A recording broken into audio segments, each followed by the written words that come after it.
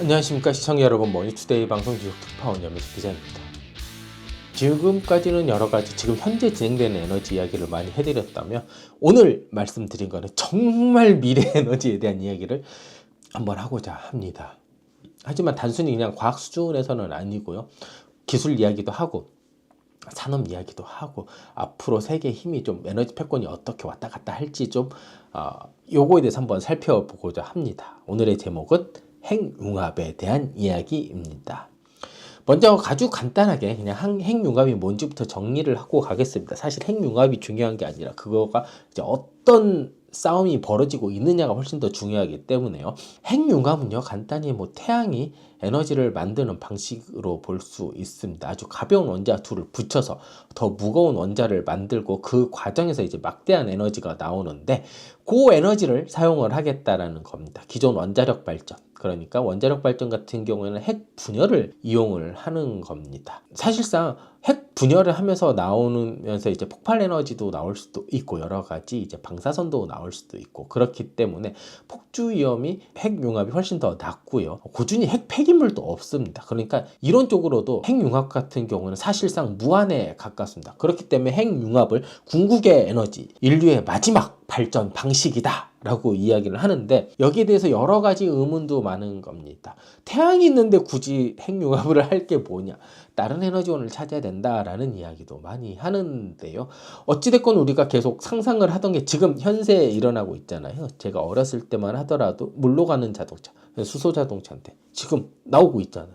이런 것들을 보면 진짜 핵융합도 단순히 꿈은 아니고 실제로 이루어질 수도 있기 때문에 한번 살펴보는 것도 좋을 것 같습니다. 그리고 가장 큰 문제는요, 태양과 비교했었을 때 인류가 아직 할 수 없는 것들이 조금 있기 때문인데요. 태양은 일단 자기 자신을 눌려주는 중력이 있습니다. 하지만 지구에는 그런 시스템 압력이 없죠. 그래서 사람들은, 우리 인류는 다른 방식을 쓰는데요. 그러니까 1억 도를 넘는 이런 온도 환경을 만들어주면 플라즈마라는 게 나오게 됩니다. 중력이 없기 때문에 강력한 자기장으로 억지로 가둬서 반응을 시키는 방식인데, 이 방식이 지금 우리나라를 포함한 여러 나라가 공통으로 하는 연구소에서 이루어지는 방식입니다. 여기까지는 이미 성공을 했습니다. 온도도 만들 수 있고요. 근데 문제는 이 다음입니다. 이 상태를 얼마나 오래, 그리고 얼마나 안정적으로, 그리고 얼마나 싸게 경쟁력 있게 유지할 수 있느냐가 핵융합 발전의 핵심이 되는 겁니다. 이 지점에서 최근에 중국에서 뉴스가 하나 나왔습니다. 중국에도 인공태양이라는 게 있습니다. 우리나라도 대전에 가면 있습니다. 이스트라고 불리는 이런 중국의 인공태양이 있는데요. 이 장치가 지금까지 통솔로 여겨왔었고, 플라즈마를 만들었을 때 이 정도 밀도를 넘길 수 없을 거라고 정해놓은 수치가 있는데, 이거를 넘어섰다라는 발표를 했습니다. 그러니까 여기서 말하는 한계가 바로 그릴왈드 한계라는 건데요. 그러니까 플라즈마 밀도를 너무 높이면 이제 반응은 이렇게 일어날 수 있는데 불안정성이 되게 커지기 때문에 이 장치가 무너지게 됩니다. 그래서 이 선을 넘지 않는 선에서 운영을 하면서 여러 가지 안정성이라든지 지속성이라든지 이런 거를 조금 더 늘리는 방식으로 지금까지 취해 왔는데요. 중국이 이 선을 넘어버렸다라는 겁니다. 중국 언론 발표를 보면 30%에서 60% 이상 밀도를 넘은 상태에서 플라즈마를 유지했다라고 주장을 하는 건데요. 이 핵융합 관련된 쪽에서 굉장히 쇼크였습니다. 특히 미국이 받은 쇼크는 엄청났었거든요. 왜냐하면 자신들이 미국에서 이거를 안 된다고 믿었던 구간이 있습니다. 물리학적으로 우리가 가진 물리학적인 상식에서 이거 넘어가면 안 되는데 왜 중국은 넘겼지? 굉장히 큰 쇼크죠. 제가 얼마 전에 프린스턴 대학교의 어떤 교수님이랑 잠깐 얘기를 할 기회가 있어서 이거에 대해서 여쭤봤더니 이런 말씀을 하시더라고. 그때 받았던 쇼크 중에 하나가 이런 거예요. 소련이 먼저 인공위성을 했잖아요. 그러면서 미국이 교육과정을 다 과학 교육과정을 다 바꾸고 거기에서 정신 차리면서 이제 했었던 약간 그런 정도의 쇼크래요. 그러니까 중국이 이미 자신들이 세워놨던 이런 물리학의 한계를 넓히는 싸움을 하고 있는데, 미국은 그런 것조차 생각도 안 하고 있다라는 약간 이런 얘기를 하더라고요. 그러면 여기서부터 이제 본격적인 이제 핵융합 관련해서 두 나라가 패권 전쟁을 하던 미소 전쟁처럼 핵융합 관련해서 미중 전쟁이 일어나지 않을까 이런 생각도 하는 겁니다. 중국이 물리학적으로 미국이 정해놨던 이런 한계를 넓히는 순간 그럼 미국은 과연 어떤 스탠스를 취하고 있었을까요? 역시 자본주의의 나라답습니다. 그래서 미국이 지금까지 했었던 거는 이 정해진 틀 안에서 어떻게 되면 이걸 돈을 좀 만들 수 있을까? 그래서 이거를 이렇게 발전소처럼 굴릴 수 있나? 요런 걸 생각을 했었던 겁니다. 이게 학계든 산업계든.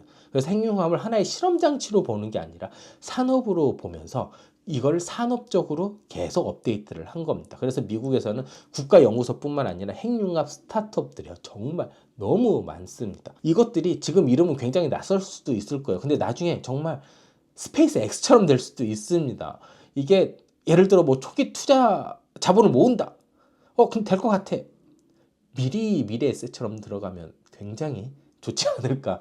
뭐 그 정도 돈이 있으면 저 같으면 투자 안 하고 잘 먹고 잘 살 거긴 같긴 한데 아무튼 그래도 혹시 모르니까 그때 왜 안 받지? 약간 이런 느낌이 있을 수도 있으니까. 그리고 야, 왜 내가 주식 산 이런 증권회사는 왜 이런 회사에 이게 아니 여기에 투자했네? 좀 더 사볼까? 약간 이럴 수도 있잖아요. 그렇기 때문에 이런 이야기들을 한번 해보도록 하겠습니다. 대표적인 회사 몇 곳만 일단 말씀드리도록 하겠습니다. 먼저 커먼웰스 퓨전 시스템즈입니다. CFS라는 건데 이게 MIT 나온 학생들이 만든 스핀오프 기업입니다. 이 회사의 핵심은 자석을 만드는 회사인데요. 핵융합에서 이제 자석이 핵심 중에 핵심입니다. 그렇기 때문에 핵융합이 빵 뜨면 가장 먼저 봐야 될 테마주는 어디? 자석 테마주입니다. 그리고 히토류겠죠. 이런 것들 한번 산업별로 이런 연관성들을 좀 아시면 왜 핵융합이 나왔을 때 내가 뭘 봐야 되지? 라는 했었을 때 약간 참고가 될 수도 있습니다. 자, 핵융합에서 자석이 굉장히 중요한 이유는 자기장이 강할수록 플라스마를 더 작고 강하게 가둬둘 수도 있습니다. 그러니까 CFS 같은 경우는 기존보다 훨씬 강력한 고온 초전도 자석을 사용을 합니다. 장치를 키우는 대신에는요, 자기장을 세게 해서 작게 만들겠다는 겁니다. 그리고 이렇게 장치가 작아질수록요, 건설비와 유지비가 급격하게 내려갑니다. 그래서 이런 CFS가 핵융합 업계에서 가장 전공법에 가까운 상용화 후보로도 이렇게 언급되고 있습니다. 두 번째, 헬리온 에너지입니다. 헬리온이라고 불리는데요. 이 회사는 조금 접근법이 다릅니다. 보통 핵융합은 열을 만들고 증기를 만들고 터빈을 돌립니다. 그러니까 기본적인 발전의 방식이 열을 어떻게 만드느냐입니다. 그래야지 이제 증기를 만들고 터빈을 돌리거든요. 원자력도 마찬가지고 다 비슷합니다. 근데 이 회사는 이 단계를 조금 줄이려고 합니다. 자기장을 빠르게 변환시켜서 전기를 직접 뽑아내는 구조를 목표로 합니다. 그래서 이 회사는 언제 전력을 공급할지 계속 이야기를 합니다. 왜냐면 난 직접 뽑을 거니까. 그래서 뭐 마이크로소프트랑 전력 공급 계약 이야기도 나오고 있는데요. 이런 맥락 때문에 이런 헬리온이라는 회사도 주목을 많이 보고 있습니다. 근데 이게 진짜 만약에 성공을 하면 파괴력이 정말 클 수도 있습니다. 그렇기 때문에 만약에 헬리온에 투자를 하는 데가 있다. 진짜 미국식 하이리스크 하이리턴 모델입니다. 이거 되면 진짜 대박인 거죠. 직접 뽑으면 뭐 부속 장치도 많이 필요 없고 너무 좋죠. 그리고 세 번째는 TAE 테크놀로지스라는 회사입니다. 이 회사는 핵융합을 하되 중성자를 최대한 줄이는 방법을 택하고 있습니다. 왜냐하면 중성자가 많아질수록 재료가 빨리 망가지고 발전소 유지비가 폭증하기 때문인데요. 이렇기 때문에 TAE 같은 경우에는 연료 선택부터 다른 회사들이랑 조금 다릅니다. 시간이 조금 더 걸릴 수 있지만 성공하면 발전소 단계를 굉장히 단순화시킬 수 있습니다. 그리고 이 TAE를 가장 유심히 지켜보고 있는 게 바로 구글이고요. 구글에서 막대한 투자도 하고 있기 때문에 구글이 오랫동안 또 이 회사에 대한 관여도 하고 있는 것처럼 보입니다. 이 밖에도 잽 에너지라든지 제너럴 퓨전이라든지 여러 가지 스타트업들이 많습니다. 이제 우리가 투자 입장에서 한번 넘어가 보도록 하겠습니다. 핵융합이라는 회사가 이렇게 뭐 설계만 한다 아니면 이런 패러다임만 만든다 라고 해서 되는 사업일까요? 아닙니다. 로켓 산업도 그렇잖아요. 스페이스 X 하나가 상용화되고 이게 시장이 열린다고 하면 스페이스 X만 잘 나가는 게 아닙니다. 발사체를 만드는 회사, 위성 만드는 회사, 부품 만드는 회사, 소프트웨어 이 모든 산업들이 한꺼번에 커지잖아요. 핵융합도 마찬가지입니다. 지금 당장 핵융합 발전으로 돈을 버는 상장사는 아예 없습니다. 그리고 순수 핵융합 관련된 상장사도 미국은 없습니다. 하지만 핵융합 스타트업들이 현실의 벽에 부딪히는 순간 항상 같은 질문이 나오는데 질문에 답을 가진 회사들을 좀 찾아내면 어떨까라는 생각이 듭니다. 먼저 재료가 버틸 수 있냐? 두 번째, 자석이 충분히 공급이 되냐?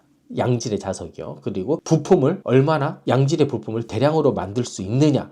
이런 세 가지 정도가 아마 핵융합의 메인 퀘스천이 될 것 같은데요. 그리고 이 지점에서 미국 상장사들 중심으로 설명을 한번 드리면요. 먼저 초전도 자석과 관련된 기업들입니다. 핵융합 장치의 초강력 자기장이 핵심이라고 말씀드렸잖아요. 그렇기 때문에 고온 초전도 기술을 가진 회사들이 자연스럽게 거론이 되는데 대표적으로 브루커 같은 회사가 있습니다. 초전도 기술과 정밀 계측 분야에서 핵융합과 맞닿아 있는 기업으로 분석이 되고 있습니다. 그 다음은 히토류와 특수 금속들입니다. 핵융합 자석과 전력 장치에는 고성능 히토류와 특수 금속이 필요합니다. 이 분야에서 미국 내 공급망을 가진 회사가요. MP 머티리얼즈 같은 회사가 있었죠. 그리고 이거는 핵융합뿐만 아니라 미국의 다양한 전략 산업과 전반적인 연결이 돼 있다라는 말씀을 드릴 수 있습니다. 그런데 뭐 별로 주가는 뭐 왔다 갔다 합니다. 그렇기 때문에 진짜 제반 여건도 안 만들어진 상태일 수도 있거든요. 그렇기 때문에 이 두 회사가 뭐 대표적으로 미국 상장사라고 볼 수 있는데요.